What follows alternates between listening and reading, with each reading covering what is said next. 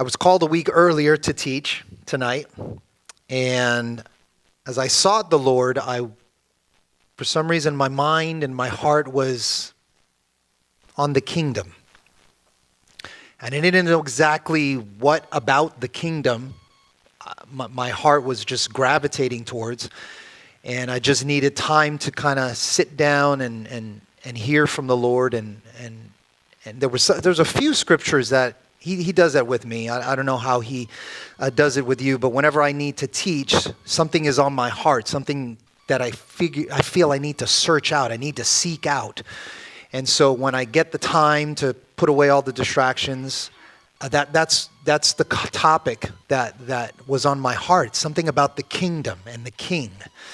And I thought about how today in our society, we don't have an experiential working concept of a king. Anybody can tell me why we don't have a working experiential concept of a king?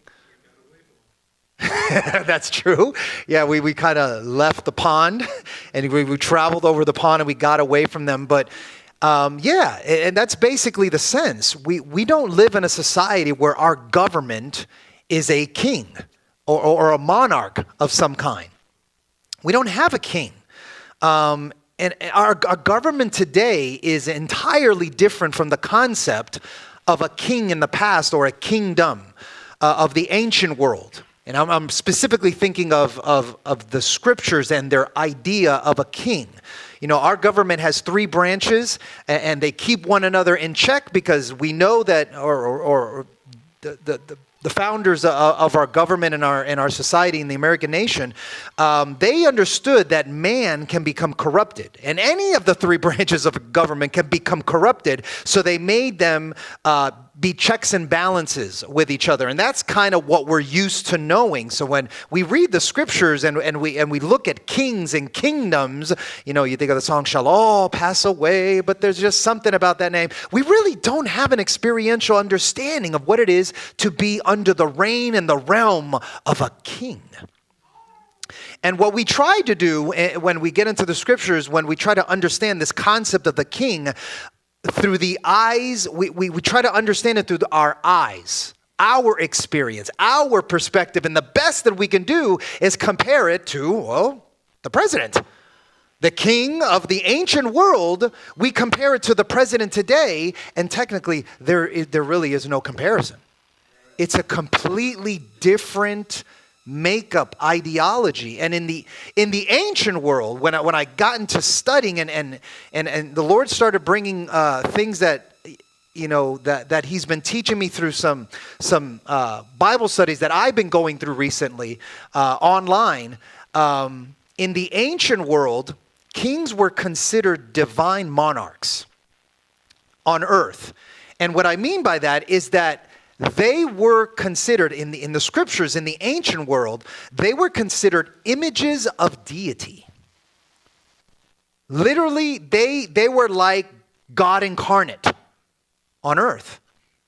And kings were the only ones considered in the image of God. They were the only ones. And how do we compare that today? Well, today, if you've ever been a part of the Catholic Church, the Pope is considered the vicar of Christ, meaning the actual bodily representation of Christ, of deity on the earth. And their authority, the Pope's authority, is unrivaled. It's unchecked. Nobody rivals the Pope. I mean, he is whatever he says goes. No one can rival him. Well, in some sense, the ancient world was like that. When the king spoke, as you spoke it, so let it be done. That's the way it was. He was the king. He was the absolute authority. But even when we read that and we consider that, it's wholly contrary to what we learned in the beginning. In the beginning, I'm talking about in Genesis. So let's. This is a Bible study. This is the way I do it. So I'm on a journey, and I'm just sharing it with you, and hopefully it'll open our eyes to some things that we need to understand. So when we go back to Genesis, most everybody knows Genesis. There were 7 days, actually 6 days of creation. The seventh day he rested. But on the sixth day, we learned that God created the living creatures of the land, not the creatures of the sea or the fowl of the air. They were actually created on the fifth day. But all the creatures that were on the land, he created them on the sixth day. But we also learned that he then created a being that was distinct from all the other living creatures. And he called this being Adam. Now,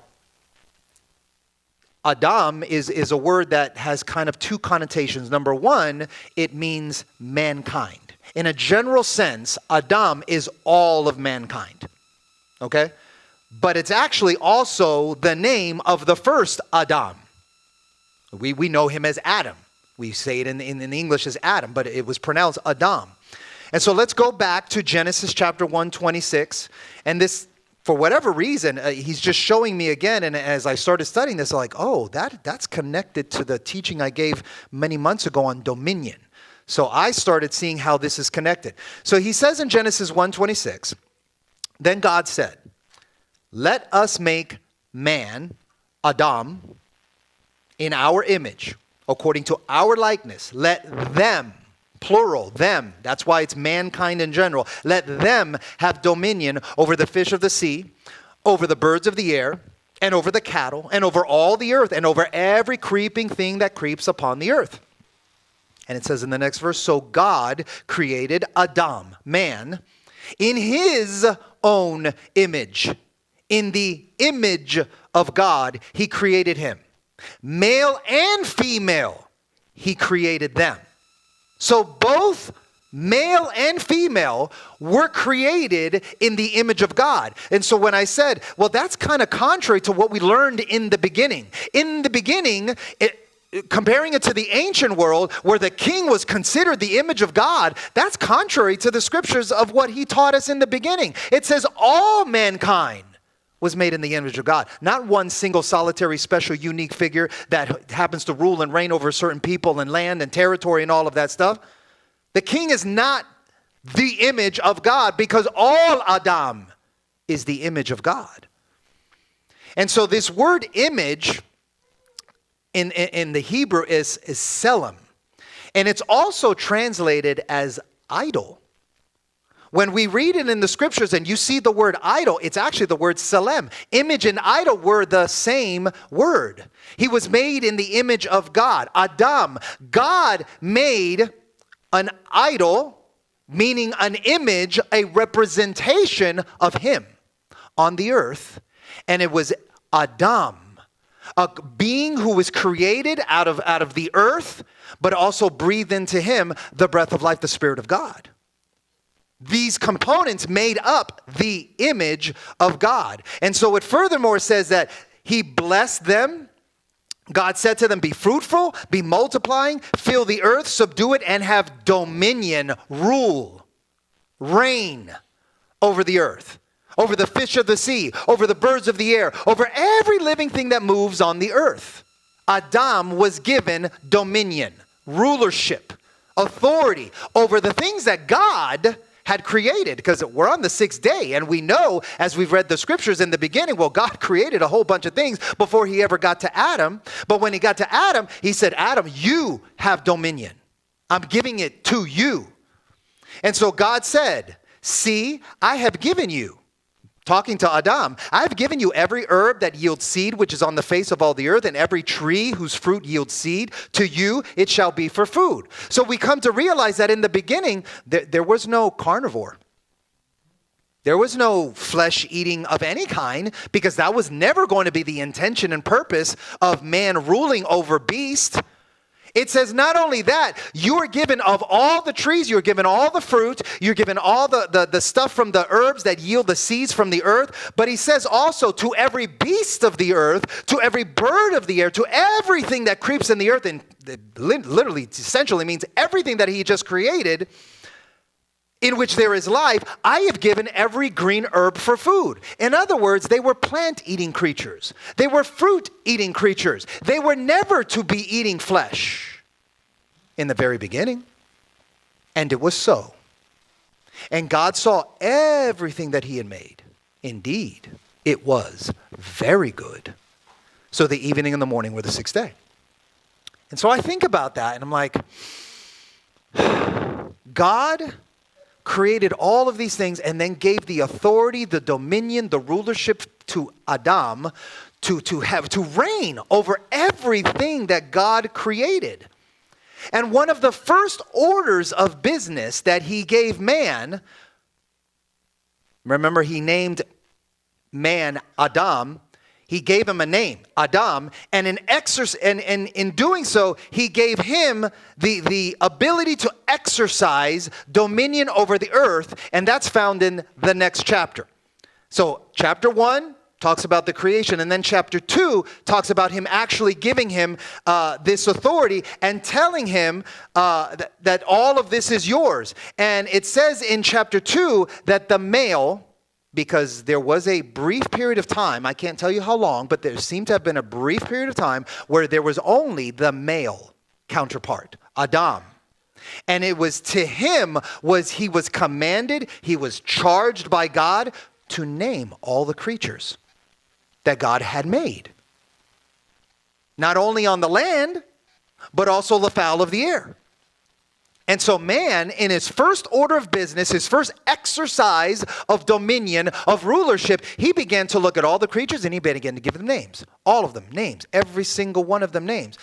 All the fowl of the air, all the cattle on the land. And technically speaking, I mean, did we ever see God name any of the sea creatures other than saying they're the sea creatures? I would venture to say that when a man came in contact with a new sea creature, he named them too. So I believe he named everything. I mean, that's where we get all of our names, is because man named something when he came in contact with it and gave it a name. And maybe it was according to what he deemed as his purpose. But anyways, any and all the names of the creatures were given by man. And this was man's first exercise in delegated authority. In other words, the authority didn't reside with him. It was given to him, and then we saw him then exercise it in the earth. But let's not ignore the fact that man, Adam, also called the female counterpart, when she was made, it says he called her woman, Isha. And then he also, later on, we find out that he also named her a more specific name, Eve. Why? Probably because she bare children at some point, and he called her Eve because she was the mother of all the living. So he's doing this from all the animals to even naming his counterparts. I would venture to say to also naming their own children. Now, there are some that look at those scriptures and they see that this is a continuing theme of the Lord through the 6 days of creation. He didn't just start on day 6 to give authority. So let me go back. Let's go back a little bit further. Let's go back to the first day. In the beginning, God created the heavens and the earth. And the earth, it says, was formless and void in our English translations. That could also be translated wild and waste. If you look into the Hebrew, it's a fancy little word that just stuck with me when I first heard it. Tohu vavohu. That's the Hebrew language. Tohu vavohu, wild and waste, formless and void. And during the first 3 days, he took that wasteland, that formless, chaotic mix of just, it was just water. It was described as just water everywhere. These chaotic waters and seas. And then the Spirit of the God came and brooded over the water. And on the first day, he began to do something with this chaotic, formless, and void thing that was called the earth. And he began to take this empty, void place, and he began to establish order. In the first 3 days, he took the chaotic environment of the earth and he began to establish order. So what did he do the first day? The first day, and he establishes order. It's very interesting. He establishes order by the act of separation. It says that the Spirit of God came and brooded over the surface of the waters, over the deep, the darkness. And what did he do? He spoke light. He said, let there be light. Boom. And then there was a separation between darkness, because that's what it was, darkness, chaotic waters, and then he brought forth light. So he's bringing order now, a sense of order where he's separating. And what does he do the second day? He says that's good. It's good that there's light, but I got to do some more work. So he then begins to hammer out what I deem today or consider today an atmosphere. In the scriptures, it's the word firmament. He divided the waters from the waters, and he hammered out an atmosphere where you have waters below, and then he separates out this atmosphere. This atmosphere is in between the waters from above, and he hammers out this place where man eventually can live. Because man doesn't live in the water, does it? And let's not even talk about the waters above the heavens. I mean, that's too far for me right now. I just know that there was waters, and he separated them, and he created this area, this firmament, it's called in the scriptures. I call it an atmosphere where then man can now live. But we don't see that until the sixth day. So he creates the firmament. So he's separating waters from the waters. And then what does he do the third day? He takes the waters from below and he separates. And I think about, do you remember when when Moses went to the Red Sea? And it says that the Spirit blew, and he blew so much that the waters began to separate. And they separated so much that what was in the middle? Dry land. Because they walked over dry land. So on the third day, he took the waters that were below and he separated them and he brought forth dry land. And then he said to that land, you're going to produce and yield forth fruit and crops and trees and all of these things. And he decreed that on that day. So he's bringing about from all of that chaotic mess a sense of order and a place where man can now exist in an atmosphere that they can live in. And then he brings forth land because man is not a water creature. He exists and he lives on land. And then the remaining 3 days, first 3 days, he's creating this sense of order and from this formless area, he creates order. So now that there's form, and then he begins to fill these areas that he's just now kind of deemed through separation. So the remaining 3 days, the thing that was empty, that it was void of life, because there was no life, there was no living creatures. He begins to call out creatures of all kinds, and they're sustained within this firmament, this atmosphere that he just created. So we got the sea creatures living in the sea, we got the fowl in the air flying through the skies, and then we've got land creatures. That's what happened on day 4, day 5, and day 6. But as I was saying, there are some that look at this and say, well, that's not the first time that God had delegated authority. Because they'll look at day 4 and they'll focus in on day 4. And we see God delegating entities to rule. And we don't have a really good understanding, at least at this point, because right in the beginning, we're just kind of getting introduced to all of this. Remember, it's written to the ancient world. Really, Moses and the people that came out of the Egyptian captivity, it was written to them. Because they had other ideas of creation. The Egyptians had their own idea of creation. They had their own what's called cosmology. And then you had those in Mesopotamia had their own cosmology. In other words, the origins of this creation that they live in and exist. Well, God came and gave them a specific and distinct one that was different and sometimes similar to what these others were saying, the Egyptians and those in Mesopotamia. But on day 4, it says, God said, let there be lights in the firmament of the heavens. So there's a firmament of the heavens and there's a firmament of the land. Okay. And he says, let them divide. So he's still separating. He's dividing the day and the night. But then it says, these lights in the firmaments of heaven, let them be for signs. Let them be for seasons. Let them be for days and years, and let the lights in the firmament of the heavens give light on the earth. And it was so. And God said, or then God made two great lights. The greater light to rule the day, listen to that word, rule the day, and the lesser light to rule the night.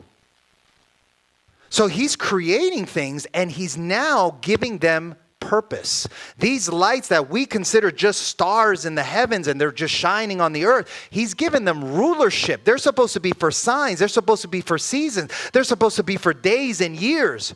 They have a sense of authority in that sense that they let us know the passage of time. So in that sense, they have a governing sense, because they're letting us know, oh, a day passed, a week passed, a month passed, a year passed. We recognize that based upon, oh yeah, there's a cycle in the stars. Astronomers know that, and we don't know that because a lot of us are not astronomers. But if you've studied astronomy and all, you'd realize, yeah, the earth is spinning and you see these stars here. And then as we travel around the sun, we see different sets of stars. And then eventually we come back to see the same stars that we saw at the beginning. That's the constellations. It's almost like they're moving in the skies, but they're not. It's just us moving around with them. And we understand it through scientific understanding now. So he creates the greater light to rule the day, the lesser light to rule the night. And then it says, the stars also. That's interesting. Because when he said, let there be lights in the firmaments of the heavens and to divide the day and the night and to shine on the earth, he then kind of repeats what he did. He made a greater light to rule the day, which we assume to be the sun. We gave the lesser light to rule the night, which we assume to be the moon, because the moon reflects the light of the sun onto the earth. So you got these two kind of ruling entities. And then it says he made the stars also. And God set them in the firmament of the heavens to give light on the earth and to rule. I say it again, to rule over the day and over the night. They have some governing sense of authority that maybe we don't quite fully understand, but it's there, it's written there, and they divide, there's that separation, they divide the light from the darkness. And God saw that it was good. And so the evening and the morning were the fourth day. So some people who get into the Word and study the Word and kind of more in detail, they see that, that's God just continuing to create order. He creates something and then he delegates authority for some entities to rule over certain things. Now, to rule is to have a governing authority of some kind. And it's delegated. It's not like the stars inherently had that ability. No, he created them and he gave them that ability. He said, okay, now I've created, now rule in this sense. Rule in that sense over the night and rule in that sense over the day. So they don't have an innate ability or inherent ability to have authority. The authority does not reside in the created. It does not reside in the creature, but solely in the Creator. The Creator is the one that has the authority. And it is his,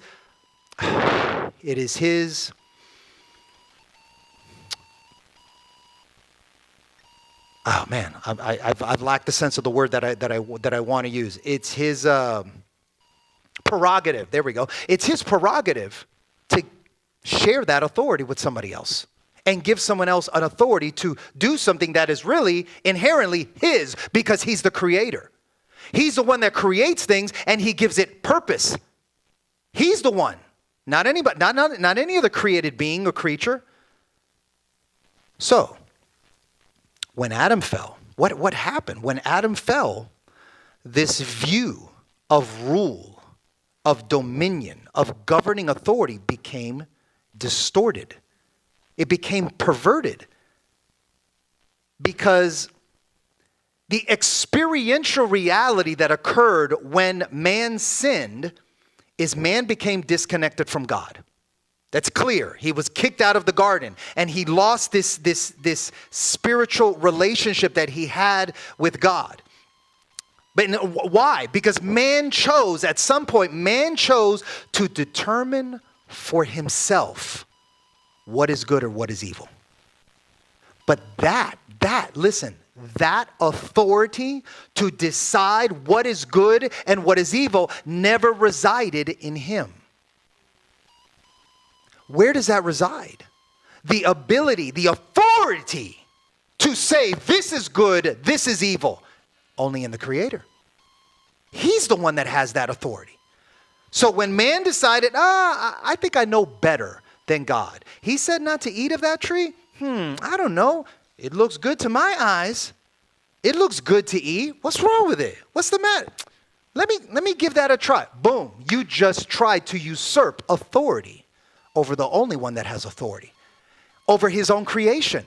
He's the one that created it. He's the one that knows what's good and what's evil in regards to his creation.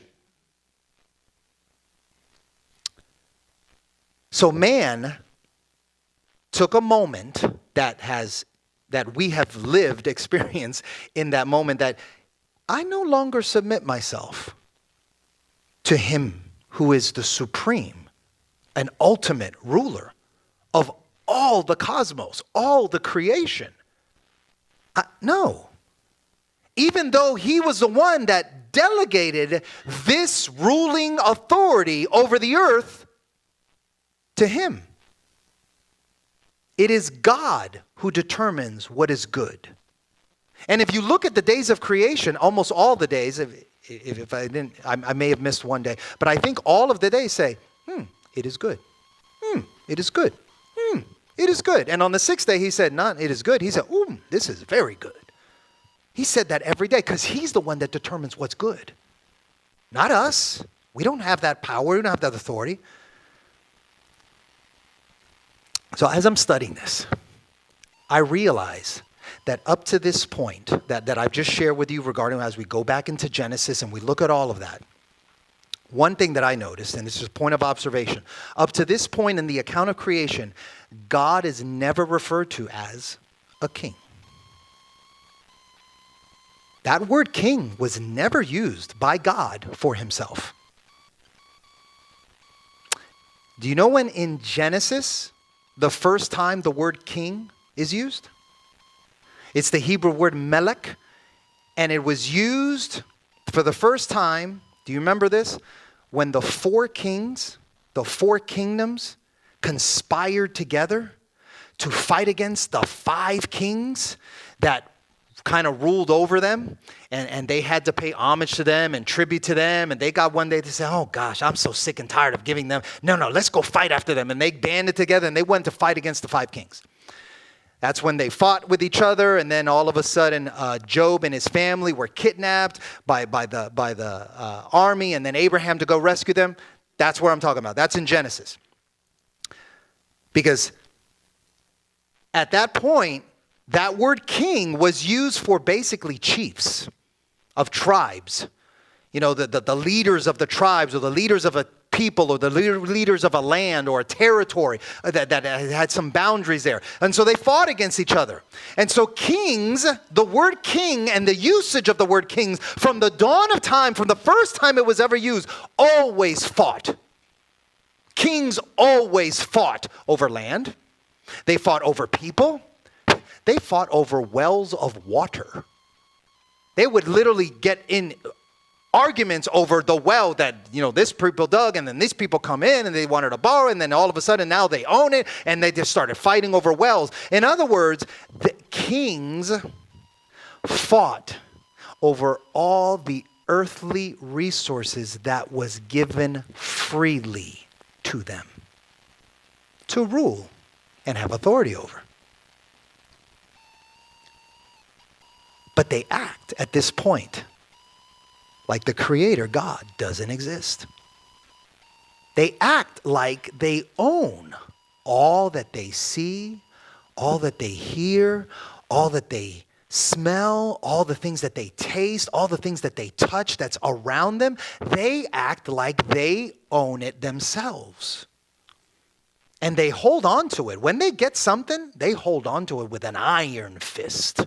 And if anybody comes to threaten their possession of it, there's going to be war. Everything around them is for their taking. Taking. I'm going to use that word taking again, and you'll see why. Everything around them is for their taking, to possess it, to make it their own. God initially never wanted a king for his people. That's what began to dawn on me. I knew it, but it just began to dawn on me more when I was in this study and just thinking about this topic of the king. How do I know that? If you go to 1 Samuel chapter 8, there was a day that Israel I'm going to give you the context and a paraphrase thing, but this is all found in 1 Samuel chapter 8. Samuel was getting old. Samuel had children, and his children were not upstanding citizens in Israel.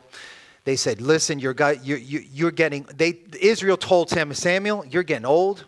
Your kids do not walk in your ways. You know what we need, Samuel? Samuel, we need a king. We need a king to judge us. Remember, 1 Samuel came after the judges. So they had this up and down roller coaster of judges constantly delivering them, and then they'd go back into their sin. And it was one of the worst times in the ancient world for the Israelites. And so Samuel was the last judge. He was also a prophet. And Samuel was not happy to hear that they wanted a king at all. And he went and sought the Lord. He said, Lord, what do I do? And God said to Samuel, heed the voice of the people in all that they say to you, for they have not rejected you. They have rejected me. That I should not, listen to the word, reign over them. Reign is to have governing authority over them, to rule. He is the one that has dominion over his created beings because he's the creator. So they were rejecting him and his reign, his rulership over them. So he says to Samuel, according to all the works which they have done since the day that I brought them out of Egypt unto this day, with which they have forsaken me. They have turned their back on me. They don't want to have anything to do with me, and they want to serve other gods. They want to be reigned, be ruled, be under the banner of dominion by other gods. They don't want my reign, my ruler. But see, I keep using that word reign and rule because it's so tied to a king. Now, therefore, he says to Samuel, heed their voice, but warn them, forewarn them, show them the behavior of a king who will reign over them. See that? God says to them, show them, forewarn them what it is to have a king that will reign over them. Because what were they doing? They were rejecting my reign over them. So God is using terms without even saying that he's the king. He's using terms that are affiliated with one who is a king, one who reigns, one who has dominion and authority over. So he says in chapter 8, verse 10, he says, Samuel told all the words of the Lord to the people who asked him for a king. And this is what he said. He said, listen, guys, this is going to be the behavior of a king. This is what you should expect from a king. Is this what you really want? He says, the king will reign over you. Everybody repeat after me. He will take your sons and appoint them for his own chariots. The king will have his own horsemen, and then some will run before his chariots. He will appoint captains over his thousands, his 50s. He will set some to plow the ground and to reap his harvest. Do you see how everything is now being possessed by one man, the king? And then it says, and to make some of his weapons of war and equipment for his chariots. Repeat after me. He will take your daughters to be performers, cooks, and bakers. Repeat after me. He will take your fields. Listen to whose fields they are. Your fields. He will take your olive groves. He will take all of that and give them to his servants. Whose were they? They were yours. Because in God's eyes, who did he give the earth and dominion to? One person? Two people? Special people in there? All Adam. All Adam. So he's going to take that which is yours and take it for himself.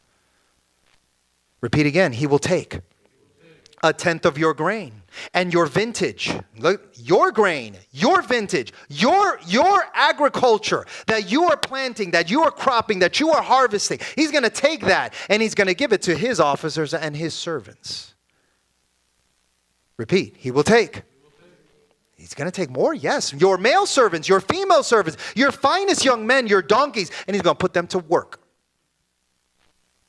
Repeat again. He will take a tenth of your sheep.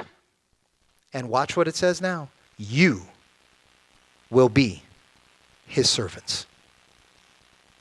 You will cry out. And when you do, God said, I will not hear you.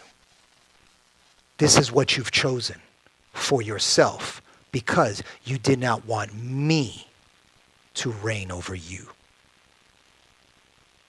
Now, certain aspects of this are very indicative of a king and his realm. And they're positive and they're negative. But also, they're indicative of those who rule with delegated authority. He's taking all of your stuff, and he's making it his. Well, in a positive sense, well, yeah. You can't have a kingdom without a king. If there's a kingdom, it's because there's a king. And if there's a king, then that king has all the territory. He has all the land. He has all the people. He has all the resources. Now, God never said that he was a king. But being the creator of all that they saw and then granting us to have that delegated authority, is it still his? Yeah, all of it is still his. So despite all of these warnings, Israel, they demanded a king anyway. And it was made a king that was made in the ancient worlds of man's image of a king. Because that's man's image of the king. He takes. What's not his, and he makes it his own. And with an iron fist, he possesses it. And anybody comes to threaten it, we're going to war. Because that's what they did. And that's what's still being done, even to this day. Nevertheless, it says the people refused to obey the voice of Samuel. And they said, no, we will have a king over us, that we may also be like all the other nations. And that our king may judge us and go out before us and fight our battles. I told you there's some positive and negative aspects to this, because what does a king do? He judges, he establishes justice, and he also goes to war. He goes to fight against others that come against him. Is that not what God does? So they, meaning Adam, meaning all of mankind, at this point have been so far removed from their intimate relationship with God that their understanding of sovereignty, of rule, of dominion has been completely distorted, perverted, corrupted. Is it any wonder why God did not want a king for his people? It should be no wonder.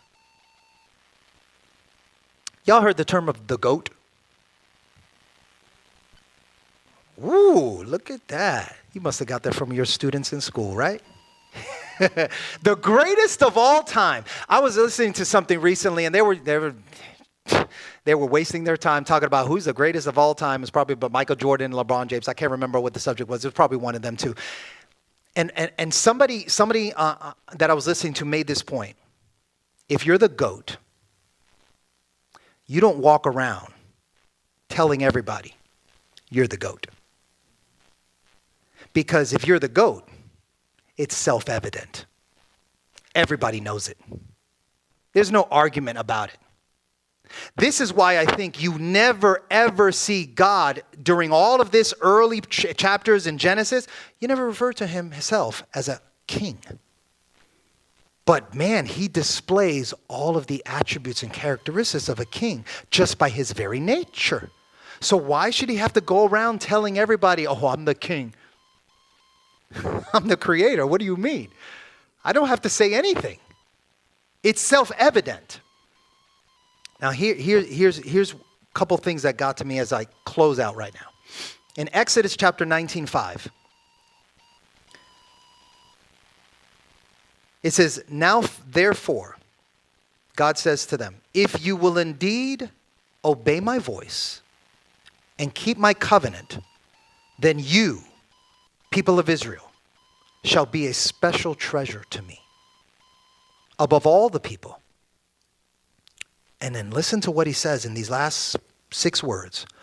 For all the earth is mine. That is the words of a king.